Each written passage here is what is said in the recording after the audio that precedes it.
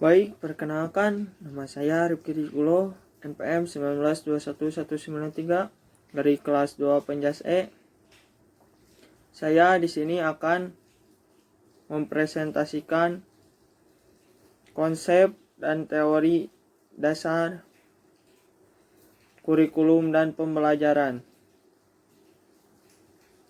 Kurikulum berasal dari bahasa Latin yaitu curere, yang berubah menjadi kata benda kurikulum. Kurikulum berbentuk jamak adalah curricula. Kata ini dipakai pertama kali dalam dunia atletik. Kurikulum adalah perangkat mata pelajaran dan program pendidikan yang diberikan oleh suatu lembaga penyelenggara pendidikan yang berisi rancangan pembelajaran yang akan diberikan kepada peserta pelajar dalam satu prode jenjang waktu pendidikan.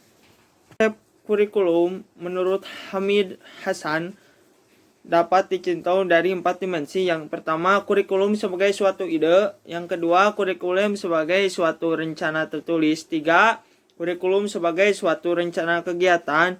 4, kurikulum sebagai suatu hasil yang merupakan konsekuensi. Sementara menurut Purwadadi, pengertian kurikulum menjadi 6 bagian. Yang pertama, kurikulum sebagai ide.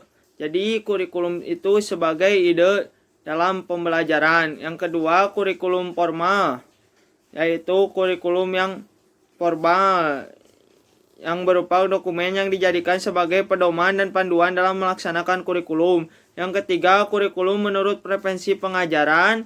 Yang keempat, kurikulum operasional yang dilaksanakan atau dioperasionalkan oleh pengajar kelas. Yang kelima, kurikulum experience, yakni kurikulum yang dialami oleh peserta didik. Dan yang keenam, kurikulum yang diperoleh dari penerapan kurikulum. Selanjutnya, pembelajaran. Pembelajaran adalah proses interaksi peserta didik dengan pendidik dan sumber belajar pada suatu lingkungan belajar.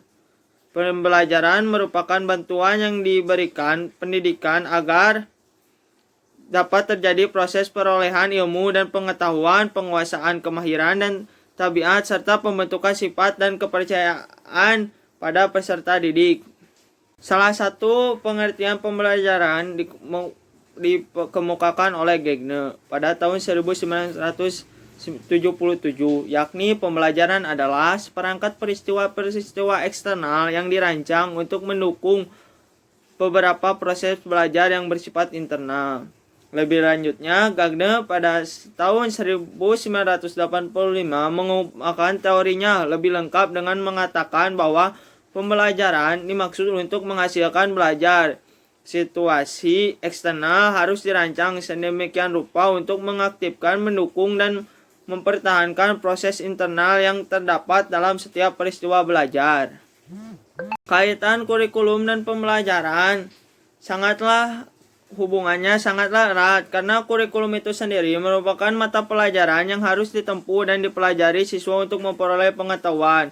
Dalam melaksanakan hal tersebut tentunya tidak lepas dari unsur-unsur seperti manusiawi, material, fasilitas, perlengkapan, dan prosedur-prosedur yang semua itu disebut dengan pembelajaran. Maka kurikulum dan pembelajaran tidak dapat berdiri sendiri karena saling berhubungan erat dan berpengaruh terhadap pencapaian tujuan pembelajaran. Perbedaan kurikulum dan pembelajaran. Kurikulum merupakan seperangkat pengaturan yang digunakan dalam proses pembelajaran dan merupakan bagian dari pendidikan. Pembelajaran merupakan inti dari suatu kegiatan pendidikan di mana dalam pembelajaran ini dilakukan proses-proses pendidik dari pendidik kepada yang terdidik. Sekian dari saya. Mohon maaf bila ada kesalahan. Wabillahi taufiq wal hidayah. Wassalamualaikum warahmatullahi wabarakatuh.